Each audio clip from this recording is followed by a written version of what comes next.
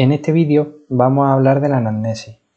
He querido hacerlo aparte para poder dedicarle más tiempo, ya que es una parte muy importante y que nos va a aportar mucha información si la hacemos correctamente.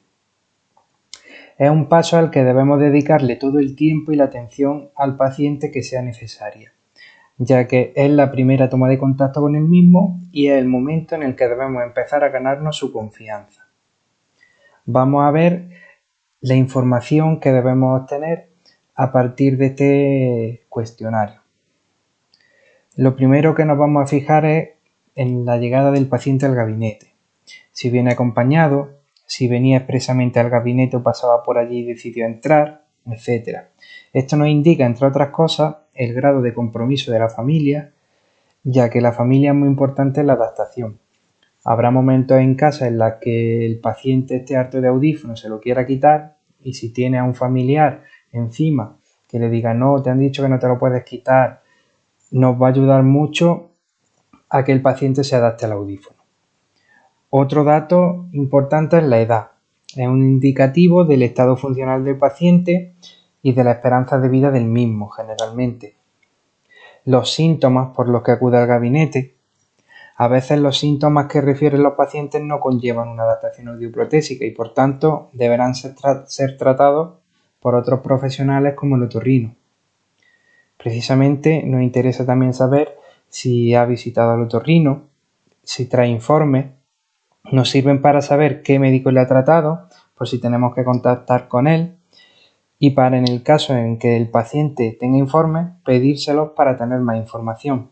Sería importante tener una cartera de profesionales de distinta índole con los cuales nos podamos comunicar en el caso de tener alguna incidencia en nuestro tratamiento.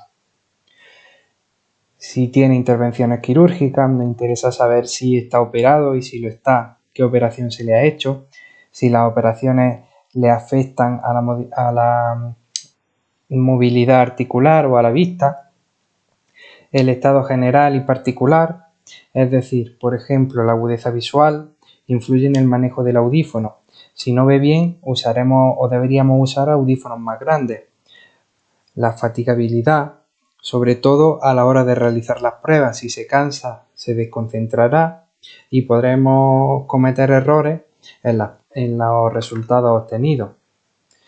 Si es una persona muy nerviosa o tiene ansiedad, las personas nerviosas o con ansiedad tendrán una mayor necesidad de éxito a corto plazo y menos capacidad de enfrentarse a los problemas durante la adaptación. Hay que intentar transmitir al paciente que el beneficio total no es inmediato, sino que se alcanza con el tiempo. Y también que ese beneficio se obtendrá gracias al flujo de información entre él y nosotros.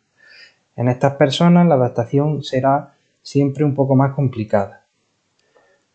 Hay que saber si está laboralmente en activo y si lo está, el tipo de trabajo al que se dedica. Esto es muy importante para saber si existe la necesidad de instalar determinados sistemas extras e influirá en el mantenimiento del audífono. Es decir, un albañil, por ejemplo, necesitará más mantenimiento en el audífono porque se le ensuciará más, como es lógico. Es importante también saber el tipo de sordera. Con esto nos referimos a que tenemos que saber en qué situaciones escucha mal y cuánto tiempo lleva sin escuchar bien, es decir, si la sordera es evolutiva o súbita. No es lo mismo adaptar una pérdida auditiva de 10 años que una de 2. El deterioro cognitivo en las de 10 años será mayor. ¿Qué quiere decir esto? Pues que además de la pérdida auditiva seguramente ya tendrá otros problemas, como son la falta de entendimiento, que harán más complicado que esa persona escuche de forma adecuada con el audífono.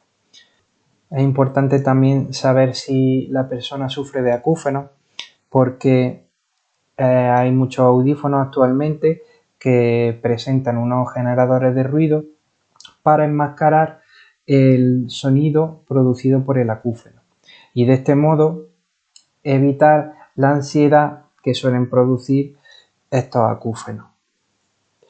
Fenómenos alérgicos son importantes porque puede aparecer algún tipo de reacción en el conducto o en el pabellón producido por el molde o por la autoplástica en general. Los antecedentes familiares, debemos saber si hay familiares que usan o hayan usado audífonos.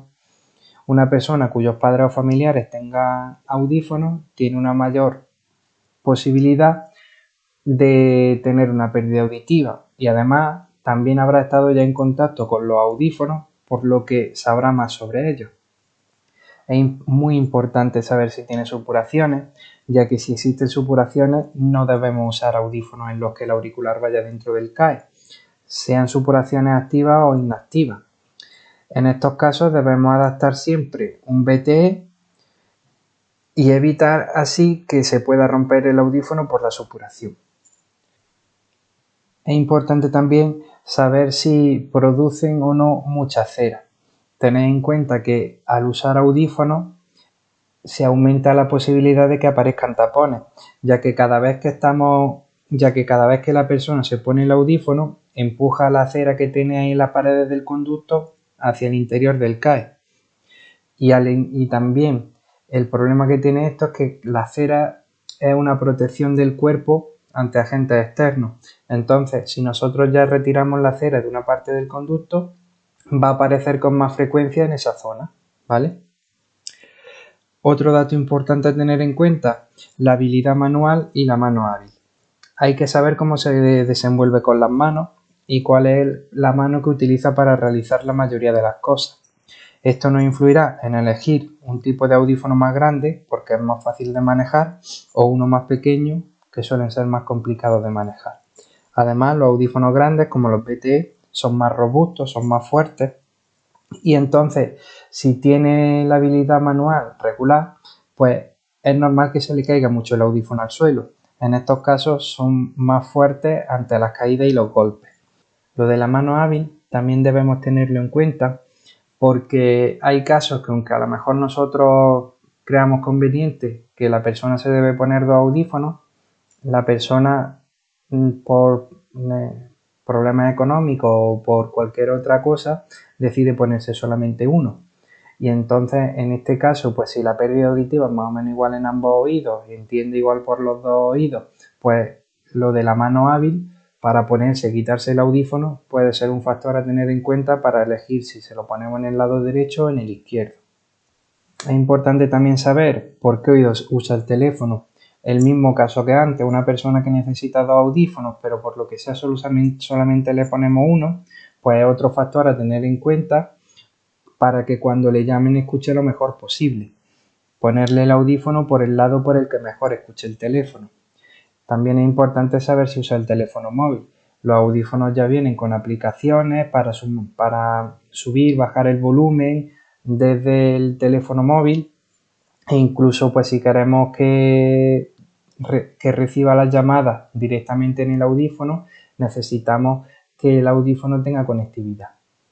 Otro factor que debemos tener en cuenta es la estética. Hay personas que les da igual, lo que quieren es escuchar bien, pero tenemos otras personas, nos vamos a encontrar otras personas que solamente quieren lo más pequeño para que no se vea porque le avergüenza llevar audífonos o por otros motivos.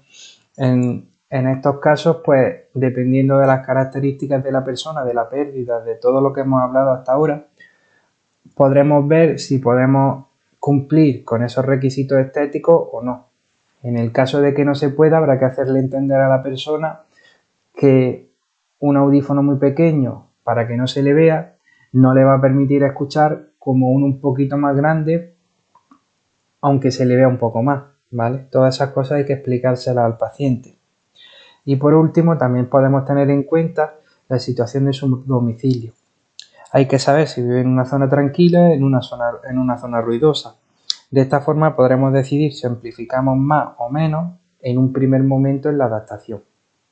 Otro factor importante, por ejemplo, es el tipo de vida que lleva la persona. No es lo mismo la persona que está todo el día en su casa que la persona que es más activa, sale mucho, porque seguramente vaya a necesitar un audífono mejor o unas características técnicas extra en el audífono que no debería llevar en el caso de que llevara una vida más tranquila. En el caso también de que hubiesen usado audífonos previamente, hay que saber qué tal le iba con esos audífonos, si estaba contento o no con ellos. Y también es muy importante las expectativas que tiene con la nueva prótesis que les vamos a poner.